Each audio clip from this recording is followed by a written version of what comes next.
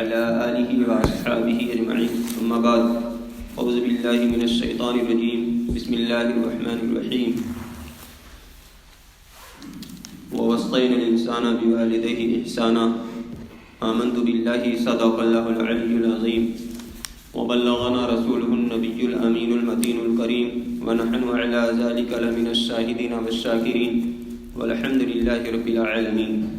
آئیے کچھ عرض و معروف سے قبل ہم اور آپ آقائے نامدار مدینے کے تاجدار دونوں عالم کے مالک و مختار حبیب پروردگار سیدی ابرار و اخیار احمد مجتبی محمد مصطفیٰ علیہ التحیۃ و ثنا کی بارگاہ میں درود پاک و نذرانہ پیش کریں. اللہم صلی علی سیدنا مولانا محمد وعلی آل سیدنا مولانا محمد وبارک وسلم صلاۃ و سلاما علیک یا رسول اللہ صلی اللہ تعالی علیہ وسلم.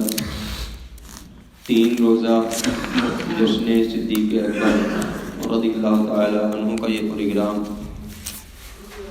آج اس کا پہلا دن ہے. انشاءاللہ عز و جل کل بھی بعد نماز عشاء ہم اور آپ یہاں اکٹھا ہوں گے اور سنڈے کو درس قرآن کے ساتھ صدیق اکبر رضی اللہ تعالیٰ عنہ کا ذکر ہوگا اور اسی دن کل شریف کا بھی اہتمام کیا جائے گا. درود پاک کا ذکر اللہم صلی علی سیدنا مولانا محمد وعلی آل سیدنا مولانا محمد وبارک وسلم صلاۃ و سلاما علیک یا رسول اللہ صلی اللہ تعالی علیہ وسلم. آج کی جو گفتگو ہونی ہے وہ سیدنا صدیق اکبر رضی اللہ تعالی عنہ کے فضائل و مناقب قرآن کریم کی روشنی میں، یعنی قرآن کریم میں آپ کے فضائل و مناقب کون کون سے ذکر ہوئے ہیں اور کل انشاءاللہ احادیث مبارکہ میں آپ کے کون کون سے فضائل و مناقب ذکر کیے گئے ہیں اور پرسوں آپ کی سیرت کے تعلق سے کچھ اور گفتگو ہوگی. تو مختلف آیات میں اللہ رب العزت نے حضرت ابوبکر صدیق رضی اللہ تعالیٰ عنہ کا ذکر کیا. انہی میں سے ایک آیت ہے پارہ 26 سورہ احقاف اور آیت نمبر 15 میں اللہ رب العزت کا فرمان وَوَصَّيْنَا الْإِنسَانَ بِوَالِدَيْهِ إِحْسَانًا، اور ہم نے انسان کو حکم دیا کہ اپنے ماں باپ سے بھلائی کرے. حَمَلَتْهُ أُمُّهُ كُرْهًا وَوَضَعَتْهُ كُرْهًا، اس کی ماں نے اسے پیٹ میں رکھا تکلیف سے اور اسے پیدا کیا تکلیف کے ساتھ. ماں باپ کے ساتھ بھلائی کرنے کا حکم دیا گیا ہے اور پھر بھلائی کیوں کرنے کا حکم دیا گیا ہے اس کی ایک وجہ بیان کی جا رہی ہے کہ انسان کو اس کی ماں نے مشقت کے ساتھ پہلے پیٹ میں رکھا. جب تک بچہ پیٹ میں رہتا ہے ماں کو تکلیف کا وقتاً فوقتاً احساس ہوتا رہتا ہے اور ولادت کے وقت بہت زیادہ تکلیف ہوتی ہے، یہاں تک کہ اتنی زیادہ تکلیف ہوتی ہے کہ اگر ولادت کی وجہ سے کسی خاتون کا انتقال ہو جائے تو شہادت کا مرتبہ اسے دیا جاتا ہے. یہ اسی لیے کہ تکلیف بہت زیادہ ہوتی ہے. تو 2 وجہیں بیان کی گئی کہ ماں انسان کو مشقت کے ساتھ اپنے پیٹ میں رکھتی ہے، پھر ولادت کے وقت بھی اسے تکلیف ہوتی ہے، اس لیے والدین کے ساتھ حسن سلوک کرو. وَحَمْلُهُ وَفِصَالُهُ 30 شهرًا، اور اسے اٹھائے پھرنا اور اس کا دودھ چھڑانا 30 مہینے میں ہے. یعنی بچہ جب ماں کے پیٹ میں پہنچتا ہے اس کے بعد ولادت ہوتی ہے اور ولادت کے بعد بچہ دودھ پیتا ہے تو یہ کل مدت کم سے کم 30 مہینے ہے. 2 سال دودھ پینے کی مدت اور 6 مہینے کم سے کم حمل کی مدت. ایک انسان کم سے کم ماں کے پیٹ میں اگر رہتا ہے تو 6 مہینے، یہ کم سے کم مدت ہے. اور کچھ ہی بچے ایسے ہیں جو 6 مہینے کی مدت میں پیدا ہوئے اور وہ زندہ رہے، انہی میں سے حضرت امام حسین رضی اللہ تعالیٰ عنہ ہیں. ورنہ 6 مہینے میں جو بچے پیدا ہو جاتے ہیں بہت کم وہ زیادہ دنوں تک زندہ رہتے ہیں. لیکن کم سے کم بچہ اپنی ماں کے پیٹ میں جو رہے گا وہ 6 مہینے. اس سے پہلے ولادت اگر ہوگی تو بچہ یا تو مرا ہوا پیدا ہوگا یا پھر اس کی زندگی نہیں ہوگی. حتى إذا بلغ أشده وبلغ 40 سنة قال ربي أوزعني أن أشكر نعمتك التي أنعمت علي وعلى والدي وأن أعمل صالحا ترضاه وأصلح لي في ذريتي. یہاں تک کہ جب اپنے زور کو پہنچا.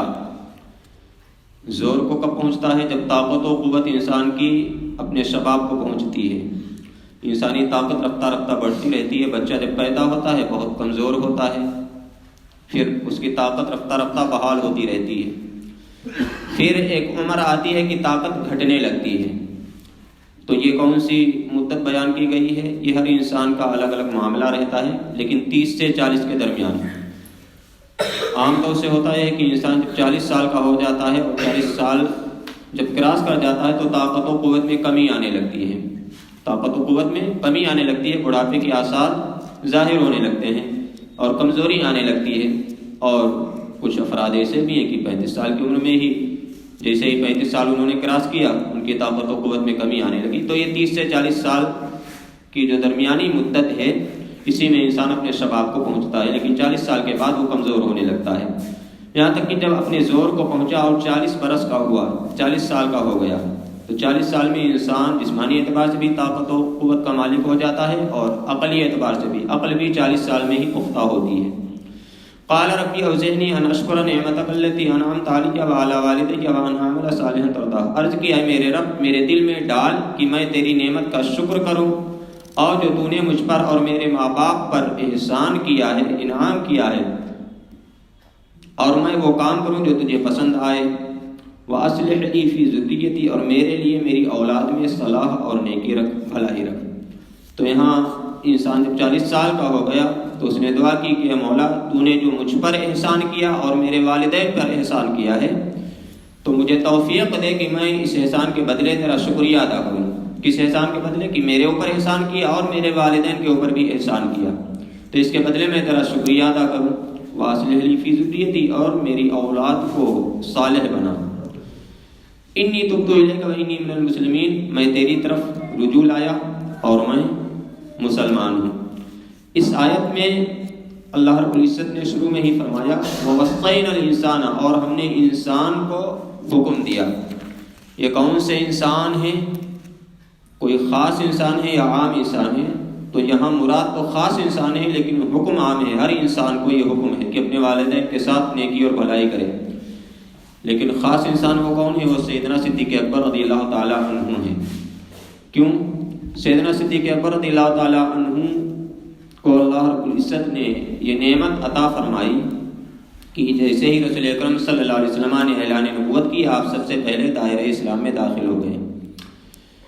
جب رسول اکرم صلی اللہ علیہ وسلم کی عمر مبارک 20 سال کے قریب تھی اور حضرت ابوبکر صدیق رضی اللہ تعالیٰ عنہ کی عمر تقریباً 18 سال کی تھی، 2 سال فرق ہے، آپ چھوٹے ہیں رسول اکرم صلی اللہ علیہ وسلم سے عمر میں 2 سال. تو ملک شام ایک تجارتی سفر پر حضرت ابوبکر صدیق رسول اکرم صلی اللہ علیہ وسلم کے ساتھ تھے، اور اس سفر میں سیدنا صدیق اکبر رضی اللہ تعالیٰ عنہ کی ملاقات ایک راہب سے ہوئی، اور اس نے رسول اکرم صلی اللہ علیہ وسلم کے تعلق سے صدیق اکبر سے پوچھا تھا اور آپ نے سب کچھ بتا دیا. تو اس راہب نے کہا تھا کہ یہ نبی آخر الزمان معلوم ہو رہے ہیں، ساری نشانیاں ان میں پائی جا رہی ہیں. تو 18 سال کی عمر میں ہی حضرت ابوبکر صدیق کو معلوم ہو گیا تھا کہ یہی نبی آخر الزمان ہے. راہب کی زبانی آپ کو معلوم ہو گیا. چنانچہ اسی وقت سے آپ نے رسول اکرم صلی اللہ علیہ وسلم کی صحبت کو لازم کر لیا تھا.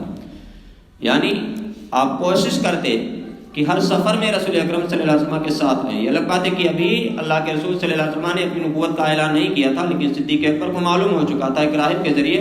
چنانچہ انہوں نے آپ کے ساتھ کو لازم کر لیا، آپ کے ساتھ ہمیشہ رہنے لگے. اور جب آپ کے ساتھ ہمیشہ رہنے لگے تو اور بھی بہت سی چیزوں کا مشاہدہ کیا. پھر جب رسول اکرم صلی اللہ علیہ وسلم کی عمر مبارک 40 سال کی ہو گئی، وحی الہی کا نزول ہوا اور اس کے کچھ دنوں بعد آپ نے دین اسلام کی دعوت و تبلیغ کا سلسلہ شروع کیا. تو سب سے پہلے حضرت ابوبکر صدیق رضی اللہ تعالیٰ عنہ ایمان لائے، اور اس وقت آپ کی عمر 40 سال کے قریب تھی. تو 40 سال کے قریب، یہاں تک کہ جب انسان اپنی طاقت کو پہنچ گیا اور 40 سال کا ہو گیا تو اس نے کہا، کیا کہا کہ اے مولا مجھ پر جو تو نے احسان کیا، یہ کون سا احسان؟ کی دین اسلام کی مجھے توفیق دی اس عمر میں، اور میرے والدین پر احسان کیا.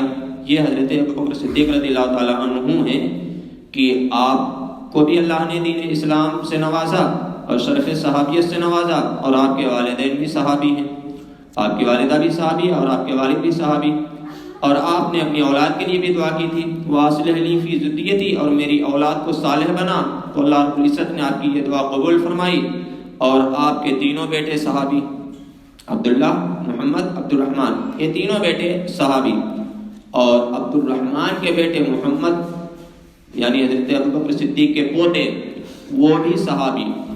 تو آپ نے دعا کی تھی کہ اے مولا میرے والدین پر تو نے احسان کیا ہے تو میری اولاد پر بھی احسان فرما اور اسے بھی صالح بنا، تو اللہ رب العزت نے مسلسل 4 نسلوں کو شرف صحابیت سے نوازا، اور یہ شرف صرف اور صرف سیدنا صدیق اکبر رضی اللہ تعالیٰ عنہ کو حاصل ہے، کسی اور کو حاصل نہیں ہے۔ حضرت عمر رضی اللہ تعالیٰ عنہ خلیفہ دوم صدیق اکبر کے بعد جن کا دوسرا مقام و مرتبہ ہے تمام انسانوں میں، آپ خود تو صحابی ہیں، آپ کے بیٹے صحابی، لیکن آپ کے والد خطاب ایمان ہی نہیں لائے تھے، مسلمان ہی نہیں ہوئے تھے۔ ایسے حضرت عثمان غنی کا معاملہ ہے، دیگر صحابہ کرام کا بھی یہی معاملہ ہے، کسی کی مسلسل 4 نسلیں شرف صحابیت سے مشرف نہ ہوں، یہ صرف سیدنا صدیق اکبر رضی اللہ تعالیٰ عنہ ہیں۔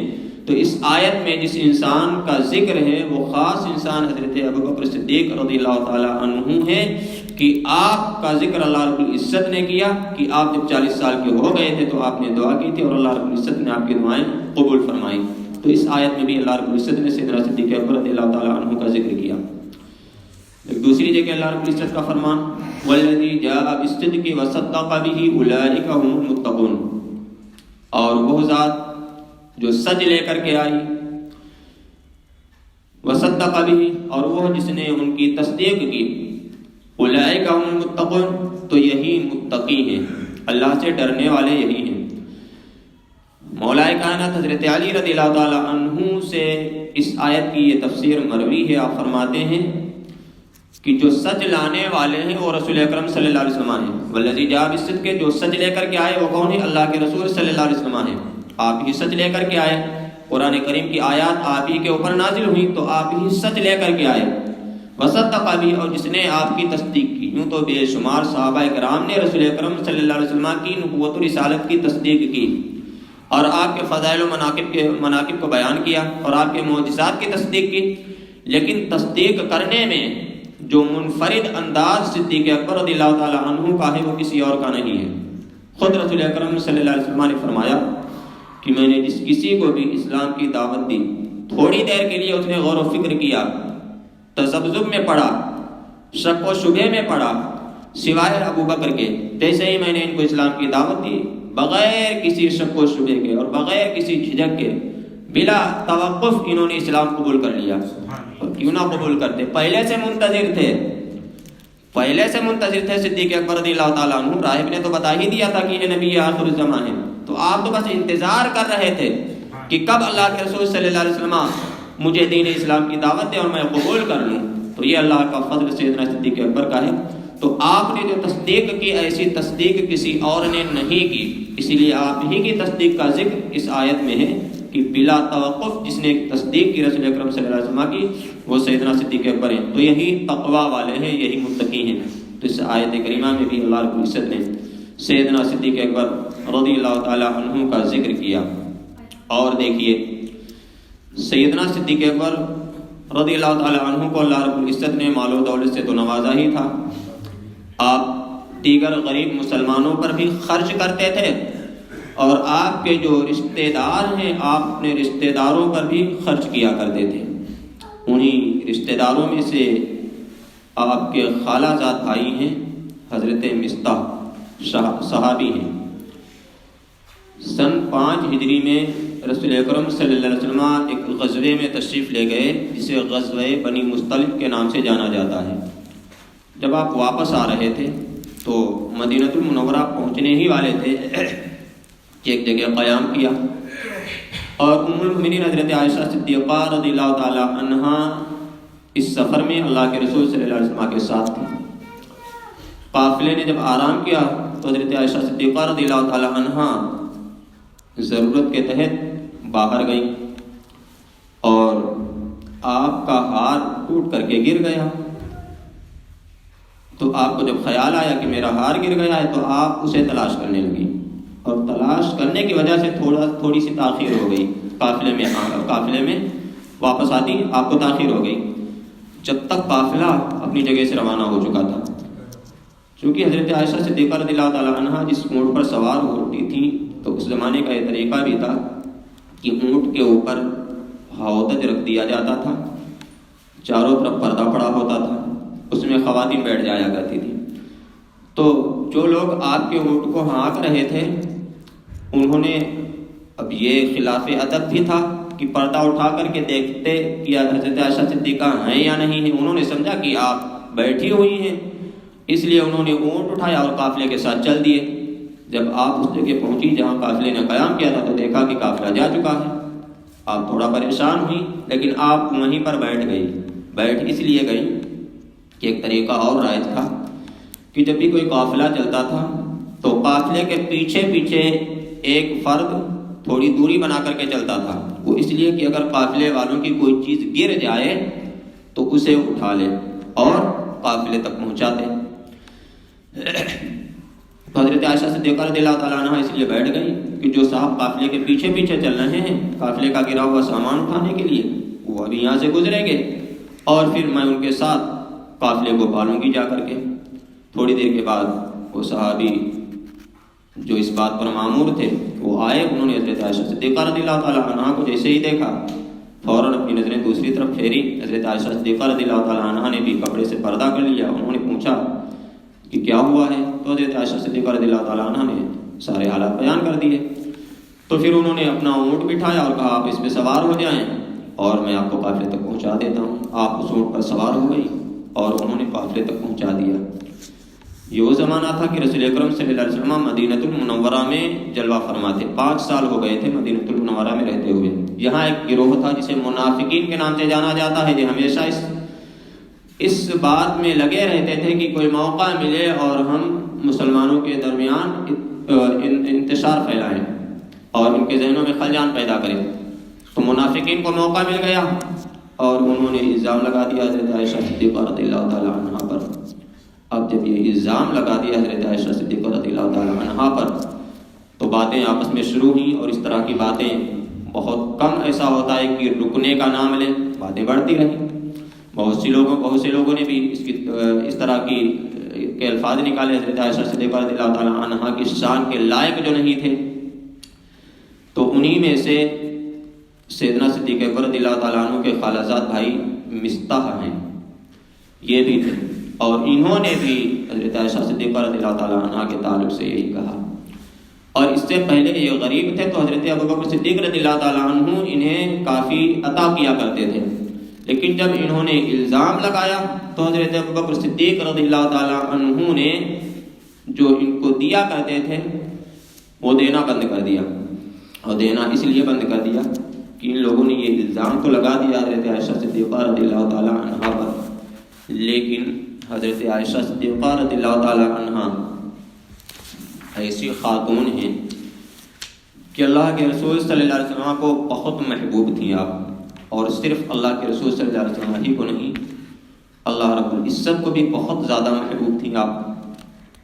کیوں نہ محبوب ہوتی، اللہ کے محبوب کی بیٹی ہیں حضرت عائشہ صدیقہ رضی اللہ تعالیٰ عنہ، اللہ کے محبوب رسول اکرم صلی اللہ علیہ وسلم اور آپ کے محبوب حضرت ابوبکر صدیق رضی اللہ تعالیٰ عنہ، اور ان کی بیٹی ہیں حضرت عائشہ صدیقہ رضی اللہ تعالیٰ عنہ، اس لیے سرکار کو بھی آپ بہت زیادہ محبوب تھیں، اور اللہ رب العزت کی بارگاہ میں بھی آپ کو بہت قرب حاصل تھا، اور اتنا قرب حاصل تھا کہ یہ شرف صرف اور صرف حضرت عائشہ صدیقہ رضی اللہ تعالی عنہا کو حاصل ہوا کہ جب رسول اکرم صلی اللہ تعالی علیہ وسلم آپ کے بستر میں ہوتے تو وحی الہی کا نزول ہوا کرتا تھا۔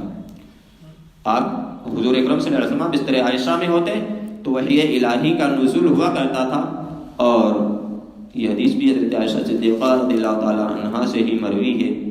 جب وحی الہی کا نزول ہوتا تھا تو کیفیت حضرت عائشہ بیان کرتی ہیں کہ بسا اوقات ایسا ہوتا کہ رسول اکرم صلی اللہ علیہ وسلم کا سر انور میری گود میں ہوتا، اور پھر جب وحی الہی کا نزول شروع ہوتا تو آپ کا سر اتنا بھاری ہو جاتا کہ مجھے ایسا لگتا کہ میرے پیر کی جو ہڈیاں ہیں، جہاں آپ کا سر رکھا ہوا ہوتا تو مجھے ایسا لگتا کہ میرے پیر کی یہ ہڈیاں ٹوٹ جائیں گی، اتنا بھاری ہو جایا کرتا تھا۔ تو جب وحی الہی کا نزول ہوتا تو رسول اکرم صلی اللہ تعالی علیہ وسلم کا بدن اطہر بھاری ہو جایا کرتا تھا۔ تو یہ حضرت عائشہ ہیں کہ ان کے بستر میں وحی الہی کا نزول ہوا کرتا تھا۔ تو جب ان پر الزام لگایا گیا تو اللہ رب العزت نے آپ کی براءت قرآن کریم میں بیان فرمائی۔ جب براءت ظاہر ہوئی تو جب لوگوں نے الزام لگایا تھا اس کے کافی دنوں کے بعد اللہ رب العزت نے آپ کی براءت کا اعلان قرآن کریم میں کیا۔ اور اکثر صحابہ کرام تو ایسے تھے جن میں حضرت علی رضی اللہ تعالیٰ عنہ، حضرت عمر فاروق، حضرت عثمان غنی، انہوں نے تو یہاں تک کہ کہا تھا کہ یا رسول اللہ صلی اللہ علیہ وسلم ایسا ہرگز نہیں، لوگ یہ الزام لگا رہے ہیں حضرت عائشہ صدیقہ رضی اللہ تعالیٰ عنہ پر، اور ایسا کس لیے کہتے تھے یہ صحابہ کرام، حضرت عمر، حضرت عثمان، حضرت علی رضی اللہ تعالیٰ عنہ، یہ اس لیے کہتے تھے کہ یا رسول اللہ صلی اللہ علیہ وسلم اللہ رب العزت کی رحمت کو جب یہ گوارا نہیں کہ آپ کے بدن پر مکھی بیٹھے، جب اللہ کو یہ بات گوارا نہیں کہ آپ کے بدن پر کوئی مکھی بیٹھے جو کہیں گندی جگہ بیٹھ چکی ہو، وہ آ کر کے آپ کے بدن پر بیٹھے، تو اللہ رب العزت کی رحمت کو یہ کیسے گوارا ہو سکتا ہے کہ جو خواتین آپ کے بستر میں رہتی ہیں، آپ کے عقد میں ہیں، ان سے ایسی غلطی سرزد ہو جائے؟ یا رسول اللہ ایسا ہرگز نہیں ہو سکتا۔ لیکن منافقین نے جو افواہیں اڑائی تھی، کچھ صحابہ کرام بھی ان افواہوں میں آ گئے، انہی میں حضرت مصطح بھی تھے، ان کی زبان سے بھی نکل گیا یہ۔ تو حضرت ابوبکر صدیق رضی اللہ تعالیٰ عنہ نے انہیں دینا بند کر دیا۔ جب دینا بند کر دیا تو اللہ رب العزت نے قرآن کریم میں فرمایا وَلَا يَأْتَلِ أُولُو الْفَضْلِ مِنْكُمْ وَالسَّعَةِ أَنْ يُؤْتُوا أُولِي الْقُرْبَى وَالْمَسَاكِينَ وَالْمُهَاجِرِينَ فِي سَبِيلِ اللَّهِ وَلْيَعْفُوا وَلْيَصْفَحُوا۔ اور قسم نہ کھائیں، اس وقت حضرت ابوبکر صدیق رضی اللہ تعالیٰ عنہ نے قسم کھا لی تھی کہ میں قسم کھاتا ہوں کہ مصطح کو کچھ نہیں دوں گا۔ کیوں نہیں دوں گا؟ انہوں نے اللہ کے رسول صلی اللہ تعالی علیہ وسلم کی بیوی پر الزام لگایا، اس لیے آپ نے قسم کھائی تھی کہ میں نے کچھ نہیں عطا کروں گا، اب کچھ نہیں دوں گا۔ تو اللہ رب العزت نے فرمایا اور قسم نہ کھائیں وہ جو تم میں فضیلت والے ہیں۔ فضیلت والے کون ہیں؟ حضرت ابوبکر صدیق رضی اللہ تعالیٰ عنہ، سب سے زیادہ صحابہ کرام میں فضیلت والے آپ ہی ہیں۔ وسعت اور گنجائش والے ہیں، یعنی مال و دولت والے ہیں۔ تو اس معاملے میں بھی حضرت ابوبکر صدیق رضی اللہ تعالیٰ عنہ مال و دولت والے بھی تھے، اور مال و دولت والا ہونا یہ ایک الگ بات ہے، اور مال و دولت کو خرچ کرنا یہ ایک الگ چیز ہے۔ بہت سے تو ایسے لوگ بھی ہیں جو خود اپنی ذات پر ہی نہیں خرچ کرتے، چاہے جائے گی کہ دوسرے کے اوپر خرچ کریں۔ اللہ رب العزت نے اگر نوازا ہے تو اپنی ذات پہ بھی خرچ کرنا چاہیے اور دوسرے لوگوں پر بھی خرچ کرنا چاہیے۔ بلکہ یوں سمجھ لو کہ اللہ رب العزت نے اگر نوازا ہے تو جہاں ضرورت ہو وہاں یقیناً خرچ کرنا چاہیے، ہاں جہاں ضرورت نہ ہو وہاں نہیں خرچ کرنا چاہیے، کیونکہ بلا وجہ مال کو خرچ نہیں کرنا چاہیے، لیکن جہاں ضرورت ہو وہاں خرچ کرنا چاہیے، اور یہ ضرورت اپنی بھی ہو سکتی ہے اور دوسرے کی بھی ضرورت ہو سکتی ہے۔ تو گنجائش والے یعنی مال و دولت والے بھی حضرت ابوبکر صدیق تھے، اور خرچ بھی بہت کیا کرتے تھے۔ کئی بار آپ نے پورا کا پورا مال اللہ کی راہ میں خرچ کر دیا۔ تو قسم نہ کھائیں وہ جو تم میں فضیلت والے اور گنجائش والے ہیں، قرابت والوں اور مسکینوں اور اللہ کی راہ میں ہجرت کرنے والوں کو دینے کی۔ یعنی یہ قسم نہ کھائیں کہ جو ان کے قریبی رشتہ دار مسکین ہیں اور انہوں نے ہجرت کی ہے تو انہیں دینا بند نہ کریں، اگر دیتے چلے آ رہے ہیں تو انہیں دیتے رہیں۔ وَلْيَعْفُوا وَلْيَصْفَحُوا، اور چاہیے کہ معاف کریں، درگزر کریں۔ اگر ان سے کوئی غلطی سرزد ہو جائے تو انہیں معاف کر دیں، درگزر کر دیں۔ أَلَا تُحِبُّونَ أَن يَغْفِرَ اللَّهُ لَكُمْ، کیا تم اسے دوست نہیں رکھتے، کیا تم اسے پسند نہیں کرتے کہ اللہ تمہاری بخشش کرے؟ یعنی تم دوسروں کو معاف کر دو تو اللہ رب العزت تمہیں معاف فرما دے گا، تمہاری بخشش فرما دے گا۔ واللہ غفور رحیم، اور اللہ بخشنے والا مہربان ہے۔ جب یہ آیت کریمہ نازل ہوئی تو حضرت ابوبکر صدیق رضی اللہ تعالی عنہ، آپ تو اعلم الصحابہ تھے، سب سے زیادہ علم والے تھے صحابہ کرام کے درمیان، اور ماہر اسرار نبوت کے جو اسرار و رموز ہیں ان کو سمجھنے والے تھے، اور قرآن کریم کی آیات کو سب سے اچھے طریقے سے سمجھنے والے تھے۔ آپ سمجھ گئے کہ یہ حکم ہے تو ویسے عام، لیکن خاص کر میرے لیے ہے، کہ میں نے ہی بند کیا ہے مصطاح کو دینا صرف اس لیے کہ ان سے ایک غلطی سرزد ہو گئی. اور اللہ فرما کیا رہا ہے کہ اگر ان سے غلطی سرزد ہو گئی ہے تو انہیں معاف کر دو، کیونکہ اگر تم انہیں معاف کر دو گے تو اللہ تمہیں معاف فرما دے گا. تو جیسے ہی آیت کریمہ نازل ہوئی، حضرت ابوبکر صدیق رضی اللہ تعالیٰ عنہ بارگاہ رسالت میں حاضر ہوئے اور عرض کیا یا رسول اللہ صلی اللہ علیہ وسلم، میں نے مصطاح کو جو دینا بند کر دیا تھا وہ پھر سے دینے کا ارادہ کر لیا ہے اور پھر میں انہیں عطا کروں گا. بس میں اس بات کو پسند کرتا ہوں کہ اللہ رب العزت مجھے معاف فرما دے. تو آپ نے پھر سے جو انہیں عطا پہلے سے عطا کرتے چلے آ رہے تھے پھر سے جاری کر دیا. تو اس آیت میں بھی سیدنا صدیق اکبر رضی اللہ تعالیٰ عنہ کا ذکر ہے کہ آپ نے ایک کار خیر جو بند کر دیا تھا، اللہ کی رحمت کو یہ گوارا نہ ہوا کہ آپ کا یہ کار خیر بند ہو جائے. حالانکہ یہ دینا فرض یا واجب نہیں تھا، فرض یا واجب نہیں تھا، یہ نفلی طور پر آپ انہیں دے دیا کرتے تھے، لیکن یہ ایک کار خیر تھا. تو اللہ رب العزت کی رحمت کو یہ گوارا نہ ہوا کہ یہ جو نیکیاں صدیق اکبر کے نامہ اعمال میں لکھی جا رہی ہیں یہ بند ہو جائیں. تو اللہ نے حکم دیا کہ ابوبکر پہلے جیسا کرتے چلے آ رہے تھے ویسا ہی کرتے رہو تاکہ تمہارے نامہ اعمال میں یہ نیکیاں برابر لکھی جاتی رہے. تو اس آیت کریمہ میں بھی حضرت ابوبکر صدیق رضی اللہ تعالیٰ عنہ کا اللہ رب العزت نے خاص کر ذکر کیا اور ایک نفلی کام جس کو آپ نے بند کر دیا تھا اسے پھر سے کرنے کا حکم دیا. اور آپ سمجھ بھی گئے کہ مجھے کو حکم ہو رہا ہے اور آپ نے اسے پھر سے جاری کر دیا. تو یہ صدیق اکبر رضی اللہ تعالیٰ عنہ ہے. ایک اور موقع پر حضرت ابوبکر صدیق رضی اللہ تعالیٰ عنہ کی شان میں سورہ لیل جو 30ویں پارے میں ہے اس میں بھی سیدنا صدیق اکبر رضی اللہ تعالیٰ عنہ کی عطاؤں اور بخششوں کا تذکرہ اللہ رب العزت نے کیا ہے. اس سورت کے اخیر میں اللہ رب العزت نے فرمایا وَسَيُجَنَّبُهَا الْأَتْقَى الَّذِي يُؤْتِي مَالَهُ يَتَزَكَّى وَمَا لِأَحَدٍ عِندَهُ مِن نِّعْمَةٍ تُجْزَى إِلَّا ابْتِغَاءَ وَجْهِ رَبِّهِ الْأَعْلَى وَلَسَوْفَ يَرْضَىٰ کہ جہنم سے دور رہے گا وہ سب سے بڑا متقی. تو اس آیت میں اللہ رب العزت نے ایک تو یہ چیز بتائی کہ وہ جہنم سے دور رہے گا. کون دور رہے گا؟ جو سب سے بڑا متقی ہے. اور سب سے بڑا متقی کون ہے صحابہ کرام میں؟ وہ سیدنا صدیق اکبر رضی اللہ تعالیٰ عنہ ہی ہیں. آپ سے بڑا کوئی متقی نہیں. آپ کے تقویٰ کا ذکر دو جگہ اللہ رب العزت نے کیا. اس سے پہلی والی جو آیت تھی والذی جاء بالصدق وصدق بہ اولئک هم المتقون کہ جو سچ لے کر کے آیا اور جس نے سچ کی تصدیق کی یہی تقویٰ والے ہیں، یہی متقی ہیں. تو اس آیت میں بھی آپ کے تقویٰ کا ذکر اللہ رب العزت نے کیا اور سورہ لیل میں بھی آپ کو سب سے بڑا متقی اللہ رب العزت نے فرمایا. تو جہنم سے دور رہے گا وہ سب سے بڑا متقی.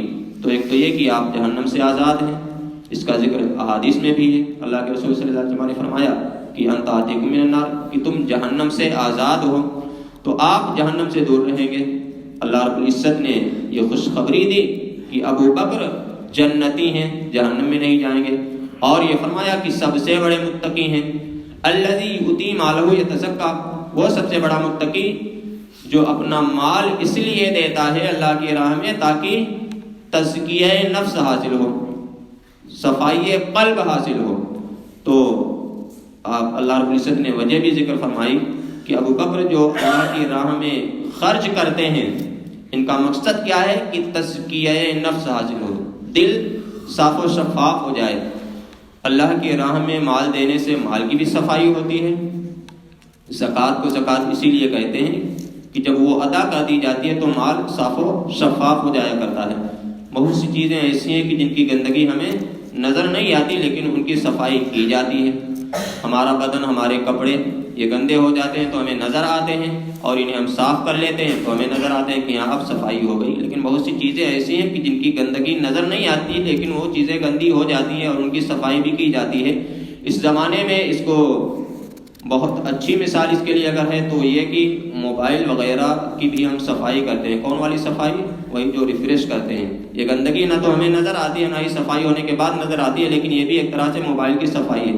تو بہت سی گندگیاں ایسی ہیں جو ہیں تو لیکن نظر نہیں آتی ہیں. تو ایسے ہی مال انسان کے پاس جب رہتا ہے تو یہ 1 سال تک جب رہتا ہے انسان کی ملکیت میں تو پھر اس کے اندر کچھ گندگی آ جاتی ہے. تو اب اس مال کی کیسے صفائی کی جائے؟ پانی سے نہیں دھلا جائے گا بلکہ مال کا ایک متعین حصہ غریبوں اور فقیروں کو دے دیا جائے گا اور اسی سے بقیہ جو مال ہے وہ سب کا سب صاف و شفاف ہو جائے گا.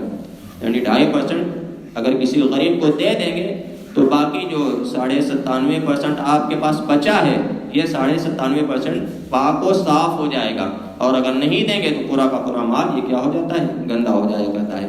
تو زکوٰۃ اسی لیے ادا کی جاتی ہے تاکہ مال صاف و شفاف ہو جائے، اور مزید اگر کوئی شخص چاہتا ہے کہ اس کا دل بھی صاف و شفاف ہو جائے، تو ایک تو چیز یہی ہے کہ جب ہم صاف و شفاف چیزیں کھائیں گے تو ہمارا دل بھی صاف رہے گا، اور جب صاف و شفاف چیزیں ہی نہیں کھائیں گے تو یقیناً وہ گندگی ہمارے دل تک سرایت کر جائے گی۔ تو اگر مال کی زکوٰۃ نہیں نکالی ہے اور اسی مال کو ہم کھا رہے ہیں، یہ الگ بات ہے کہ ہم بظاہر مال کو نہیں کھاتے، یعنی روپیہ اور پیسہ نہیں کھاتے ہیں، لیکن انہیں روپیوں اور پیسوں کے عوض ہم چیزیں خریدتے ہیں اور انہیں کھاتے ہیں، انہیں استعمال کرتے ہیں، تو یہ گویا ہم مال کو ہی کھا رہے ہیں۔ تو گندے مال سے اگر چیزیں خرید رہے ہیں، انہیں استعمال کر رہے ہیں، تو بظاہر اگرچہ وہ دکھنے میں صاف و شفاف نظر آئیں، لیکن وہ صاف و شفاف نہیں ہوتی ہیں، اور جب وہ صاف و شفاف نہیں ہوتی ہیں تو ہمارا دل بھی آلودہ ہو جایا کرتا ہے۔ تو اولاً تو صاف و شفاف مال کھانا چاہیے، اور پھر اس کے بعد نفلی صدقہ بھی اللہ کی راہ میں کرتے رہنا چاہیے، اس سے بھی صفائی قلب حاصل ہوتی ہے۔ ایک واجب صدقہ ہے 2.5%، اور اس کے علاوہ ایک نفلی صدقہ ہے، اس سے کیا ہوتی ہے؟ مزید صفائی حاصل ہوتی ہے، مال کو بھی اور انسان کے قلب کو بھی۔ تو اللہ نے فرمایا کہ صدیق اکبر اس لیے اپنا مال خرچ کرتے ہیں تاکہ تزکیہ حاصل ہو، تزکیہ نفس حاصل ہو۔ الذی یؤتی مالہ یتزکیٰ وما لأحد عنده من نعمت تجزیٰ، اور ان پر کسی کا احسان نہیں کہ اس کا بدلہ چکانے کے لیے یہ دیتے ہوں۔ جب حضرت ابوبکر صدیق رضی اللہ تعالیٰ عنہ نے بہت سے غلاموں کو خرید کر کے آزاد کیا، اور خاص کر حضرت بلال رضی اللہ تعالیٰ عنہ کو بہت مہنگے داموں میں آپ نے خریدا تھا، کیونکہ حضرت بلال رضی اللہ تعالیٰ عنہ کا جو مالک تھا امیہ بن خلف، یہ بیچنا ہی نہیں چاہ رہا تھا۔ لیکن بیچنا تو نہیں چاہتا تھا، بیچنا صرف اس لیے نہیں چاہتا تھا تاکہ روز آپ کے اوپر ظلم و ستم کرتا، اسی لیے نہیں بیچ رہا تھا آپ کو۔ لیکن دوسری طرف مال و دولت کا حرص بھی بہت زیادہ تھا۔ جب بھاری قیمت حضرت ابوبکر صدیق رضی اللہ تعالیٰ عنہ دینے کو تیار ہو گئے تو اسے مال عزیز لگنے لگا، اور اس نے کہا کہ روزانہ مارنے سے تو بہتر ہے کہ اتنا زیادہ مجھے مال مل رہا ہے، لہذا میں انہیں بیچ دوں۔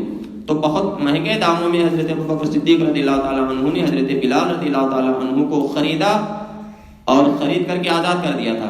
ایک تو یہ ہے کسی چیز کو ہم بہت مہنگے داموں میں خریدیں تو اسے خود استعمال کرتے ہیں، اپنے پاس رکھتے ہیں، لیکن آپ نے حضرت بلال رضی اللہ تعالیٰ عنہ کو اپنی ملکیت میں نہیں رکھا، اس لیے نہیں خریدا تھا کہ ان سے آپ خدمت لیتے، ان سے آپ کام لیتے، بلکہ خرید کر کے آپ نے آزاد کر دیا کہ بلال تم آزاد ہو۔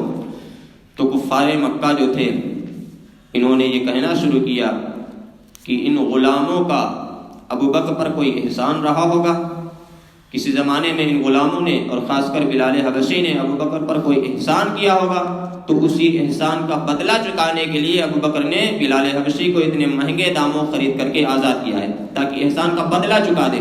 تو جب اس طرح کی باتیں کفار مکہ نے کہنی شروع کی تو اللہ رب العزت کی رحمت کو یہ گوارا نہ ہوا کہ اللہ کے محبوب پر الزام لگائے جائے کہ وہ احسان چکانے کے لیے غلاموں کو خرید کر کے آزاد کر رہا ہے۔ اللہ رب العزت نے قرآن کریم میں اعلان فرما دیا کہ اس پر کسی کا احسان ہی نہیں ہے کہ اس کے احسان کا بدلہ چکانے کے لیے اسے آزاد کرے، الا ابتغاء وجہ ربہ الاعلی، سوائے اس کے کہ وہ اپنے رب کی رضا چاہنے کے لیے یہ کام کرتا ہے۔ یعنی صدیق اکبر یہ جو غلاموں کو خرید کر کے آزاد کر رہے ہیں اور کوئی مقصد نہیں، صرف اور صرف رضائے الہی کا حصول ہے کہ اللہ رب العزت کی رضا حاصل ہو جائے۔ اور آگے اللہ نے فرما دیا وَلَسَوْفَ يَرْضَىٰ، اور ضرور ان قریب رب ان سے راضی ہو جائے گا۔ تو اللہ نے یہ بھی فرما دیا کہ اللہ کی رضا حاصل کرنے کے لیے ابوبکر ایسا کر رہے ہیں اور اللہ ضرور ان سے راضی ہو جائے گا، اور یقیناً اللہ رب العزت سیدنا صدیق اکبر رضی اللہ تعالیٰ عنہ سے راضی ہو گیا۔ تو یہ صدیق اکبر رضی اللہ تعالیٰ عنہ پر جو الزام کفار مکہ نے لگایا کہ آپ احسان چکانے کے لیے راہ خدا میں خرچ کر رہے ہیں، اس الزام کو بھی اللہ رب العزت نے دور فرمایا، یہ اعلان فرما کر کے کہ یہ تو صرف اور صرف میری رضا حاصل کرنے کے لیے اور میری راہ میں خرچ کر رہے ہیں، کسی کے احسان کا بدلہ چکانے کے لیے نہیں۔ اور کسی کا احسان، کسی غلام کا احسان تو درکنار حضرت ابوبکر صدیق رضی اللہ تعالیٰ عنہ پر۔ صدیق اکبر رضی اللہ تعالیٰ عنہ کی ذات ایسی ذات ہے کہ پوری امت مسلمہ پر آپ کا احسان ہے، یقیناً پوری کی پوری امت مسلمہ پر سیدنا صدیق اکبر رضی اللہ تعالیٰ عنہ کا احسان ہے۔ بہت سے احکامات ایسے ہیں، بہت سی نعمتیں ایسی ہیں جو صدیق اکبر رضی اللہ تعالیٰ عنہ کے صدقے ہم اور آپ کو ملی۔ مثلا تیمم، جو صرف اور صرف اس امت کا خاصہ ہے، یعنی اگر پانی نہ ملے تو پاکی کیسے حاصل کی جائے، یا پانی انسان کو نقصان کرتا ہو، اتنا زیادہ نقصان کرتا ہو کہ کسی عضو کے تلف ہونے کا خطرہ ہو، یا بیماری کے بڑھ جانے کا خطرہ ہو کہ وہ بیماری بہت زیادہ سخت ہو جائے گی، جان لیوا ثابت ہوگی، یا بہت دنوں میں وہ بیماری دور ہوگی، تو اللہ نے تیمم کرنے کی اجازت دی ہے۔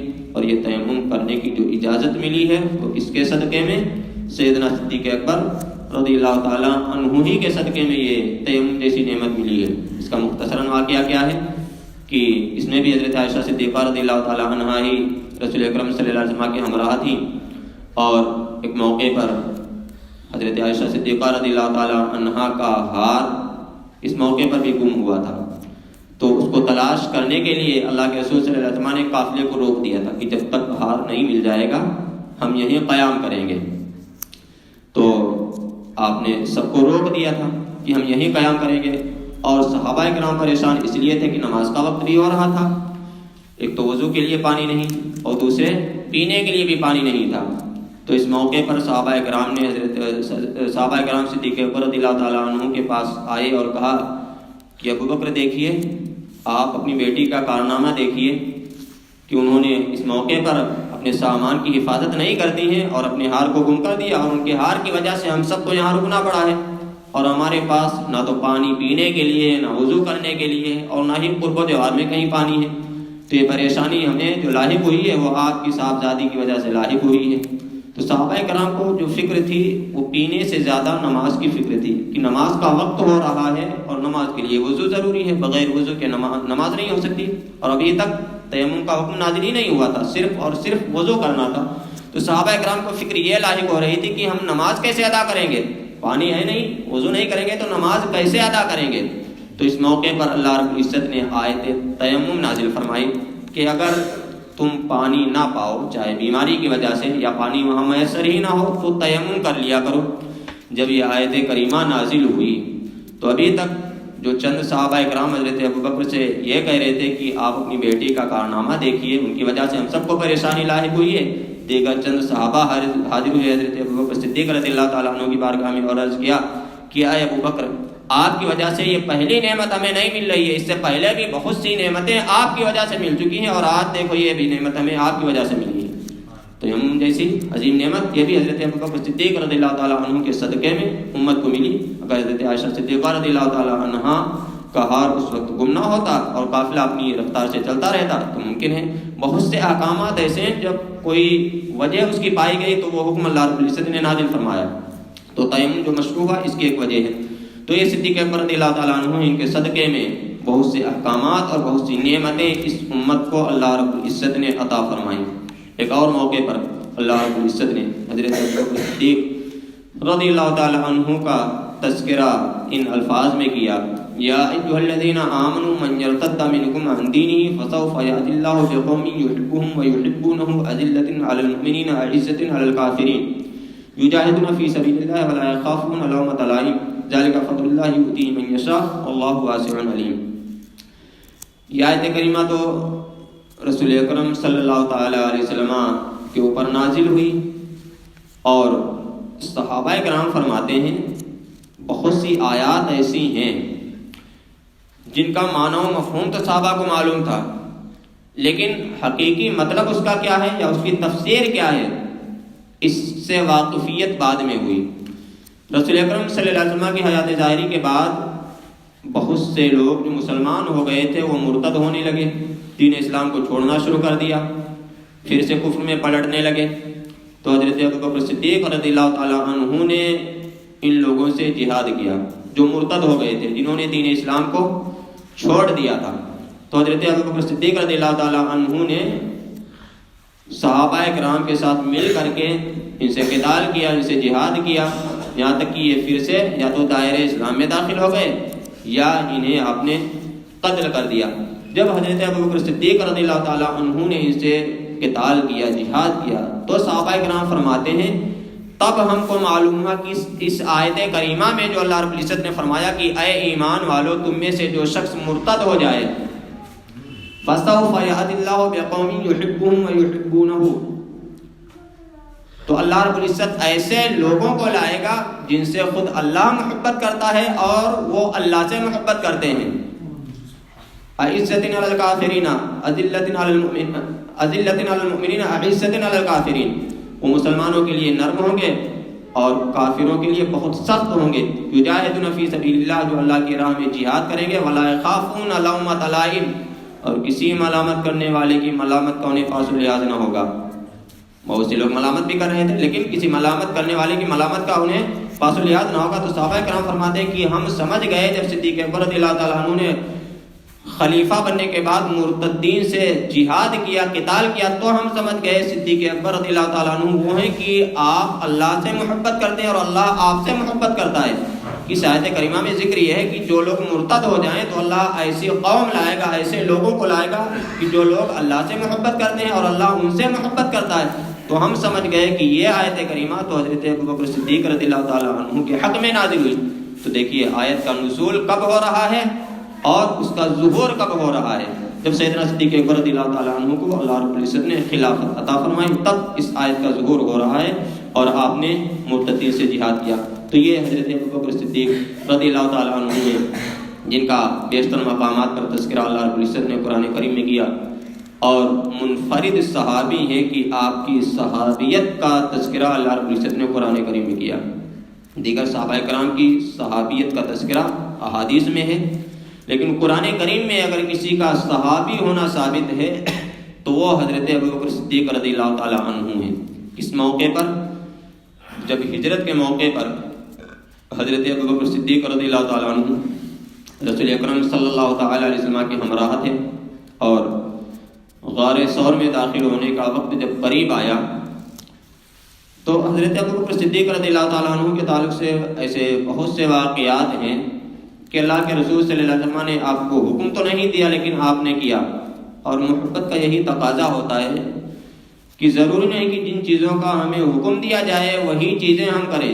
محبت کا تقاضا تو یہ ہے کہ جن چیزوں سے بھی محبوب کو آرام پہنچے یا جو چیزیں بھی محبوب کے شان کے لائق ہوں وہ ہم محبوب کے تعلق سے کریں. جب غار ثور میں داخل ہونے کا وقت آیا تو حضرت ابوبکر صدیق رضی اللہ تعالیٰ عنہ نے عرض کیا یا رسول اللہ صلی اللہ علیہ وسلم آپ رک جائیں، پہلے میں غار کے اندر جاتا ہوں تاکہ غار کی صفائی بھی کر دوں، اور اگر غار میں کوئی خطرے والی چیز ہے تو اس کا سامنا سب سے پہلے مجھ سے ہو. یہ حکم اللہ کے رسول صلی اللہ علیہ وسلم نے نہیں دیا تھا کہ ابوبکر تم غار میں داخل ہو جاؤ دیکھو جا کر کے. خود سے حضرت ابوبکر صدیق رضی اللہ تعالیٰ عنہ نے یہ کام کیا. کیوں کیا؟ محبت تھی، محبت رسول کا یہ تقاضا تھا کہ آپ ایسا کرتے، اگرچہ یہ حکم آپ کو نہ تو اللہ نے دیا تھا اور نہ اللہ کے رسول صلی اللہ علیہ وسلم نے. تو آپ غار ثور میں داخل ہوئے، اور جب داخل ہوئے تو وہ واقعہ بھی پیش آیا کہ سانپ نے آپ کے پیر کو ڈسا، زہر کا اثر بڑی تیزی کے ساتھ پھیلا، اور اسی وجہ سے رسول اکرم صلی اللہ علیہ وسلم حضرت ابوبکر صدیق رضی اللہ تعالیٰ عنہ کے زانوؤں پر سر رکھ کر کے آرام فرما رہے تھے تو سانپ جب حضرت ابوبکر صدیق رضی اللہ تعالیٰ عنہ کو ڈس رہا تھا، ایک بار نہیں کئی بار اس نے ڈسا، لیکن آپ نے اپنی ہیڑی وہاں سے نہیں ہٹائی. تکلیف بھی آپ کو ہو رہی تھی، ایک تو زہر پھیل رہا تھا اور وہ ڈنک بار بار مار رہا تھا، تو تکلیف تو بہت زیادہ ہو رہی تھی. جب انسان کو تکلیف ہوتی ہے تو عام طور سے دو چیزیں تو کرتا ہے، ایک تو آواز منہ سے نکلتی ہے چیخنے اور چلانے کی، اور ایک بدن کو حرکت دیتا ہے. جب انسان کو تکلیف ہوتی ہے تو قرار میسر نہیں ہوتا ہے، بدن کو حرکت انسان دیتا ہی رہتا ہے جب تک اسے تکلیف ہوتی رہتی ہے.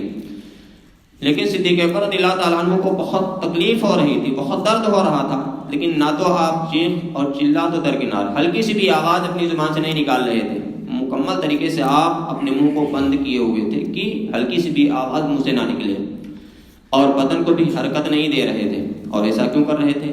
یہ بھی تو محبت کا تقاضا تھا کہ اللہ کے رسول صلی اللہ علیہ وسلم آپ کی گود میں سر انور رکھ کر کے آرام فرمائیں. آپ اگر منہ سے آواز نکالیں گے تو بھی آپ کے آرام میں خلل پڑے گا، اور اگر بدن کو حرکت دیں گے پھر بھی اللہ کے رسول صلی اللہ علیہ وسلم کے آرام میں خلل پڑے گا.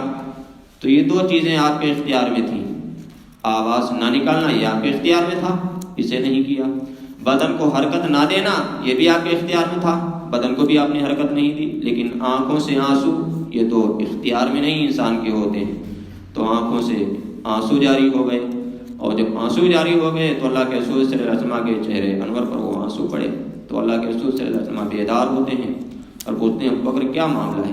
تو آپ نے بیان کیا رسول اللہ صلی اللہ علیہ وسلم میں نے جس سوراخ کے اوپر اپنا پیر رکھا ہوا ہے، کیونکہ بہت سارے سوراخ تھے انہیں میں نے کپڑوں سے بند کر دیا، لیکن اخیر میں کپڑا کم پڑ گیا تو اس سوراخ پر اپنا پیر میں نے رکھ دیا تھا تاکہ یہ بھی بند ہو جائے اور کوئی موذی جانور اندر سے باہر نہ نکلنے پائے اور آپ کو کوئی تکلیف نہ پہنچائے، لیکن اندر کوئی مجھے ڈس رہا ہے اور مجھے ایسا لگ رہا ہے کہ سانپ ڈس رہا ہے۔ تو اللہ کے رسول صلی اللہ علیہ وسلم نے فرمایا ابو بکر جس جگہ تمہیں ڈسا ہے وہ جگہ میرے سامنے کرو، تو اللہ کے رسول صلی اللہ علیہ وسلم نے اپنا لعاب دہن اس جگہ لگا دیا تھا جہاں سانپ نے ڈسا تھا، فوراً سارا کا سارا زہر ختم ہو گیا اور درد بھی ختم ہو گیا۔ یہ رسول اکرم صلی اللہ علیہ وسلم کا لعاب دہن ہے جو تمام بیماریوں سے شفا بھی اللہ نے اس میں رکھی اور بہت زیادہ برکت بھی اللہ نے اس میں رکھی۔ صدیق اکبر رضی اللہ تعالیٰ عنہ کے آپ نے لعاب دہن لگایا تو زہر کا اثر زائل ہو گیا، درد ختم ہو گیا۔ مولا کائنات حضرت علی رضی اللہ تعالیٰ عنہ کی دکھتی ہوئی آنکھ میں آپ نے یہی لعاب دہن ڈالا تو آنکھ فوراً صحیح ہو گئی۔ کھانے میں آپ نے لعاب دہن ڈالا تو بہت زیادہ برکت ہوئی، پانی میں لعاب دہن ڈالا تو بہت زیادہ شیریں ہو گیا۔ تو مختلف خصوصیات تھیں رسول اکرم صلی اللہ تعالیٰ علیہ وسلم کے لعاب میں۔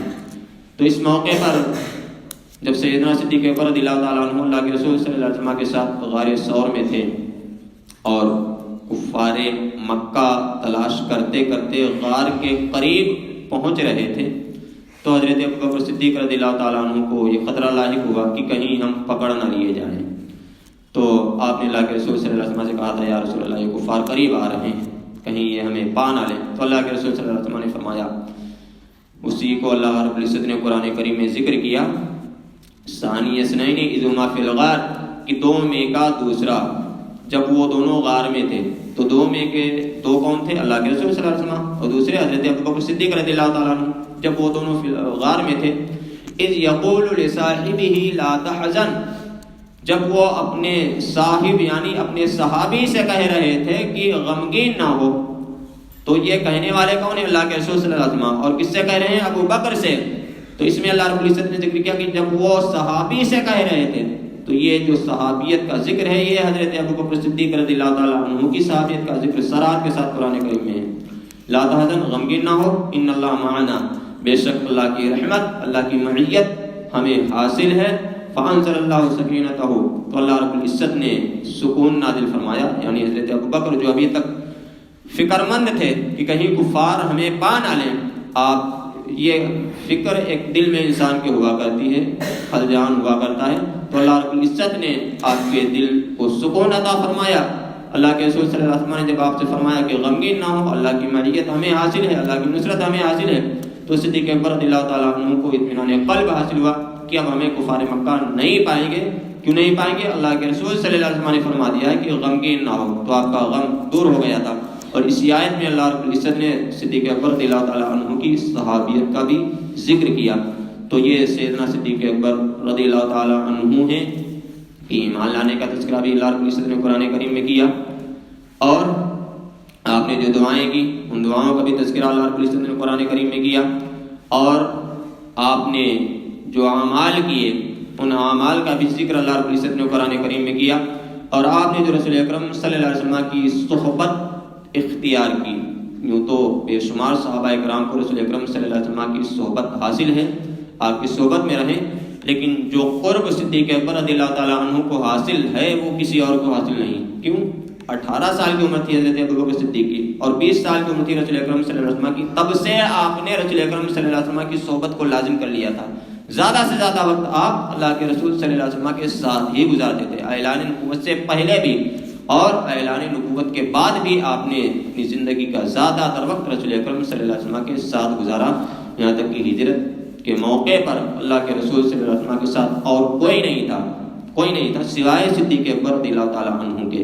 اس مبارک سفر پہ بھی صدیق اکبر رضی اللہ تعالیٰ عنہ کو رفاقت کا شرف حاصل ہوا، اور کیسی صحبت، کیسا قرب کہ آپ دنیا میں بھی آپ کے ساتھ رہیں، غار میں بھی آپ ساتھ میں رہیں، اور مزار میں بھی آپ رسول اکرم صلی اللہ علیہ وسلم کے ساتھ ہیں۔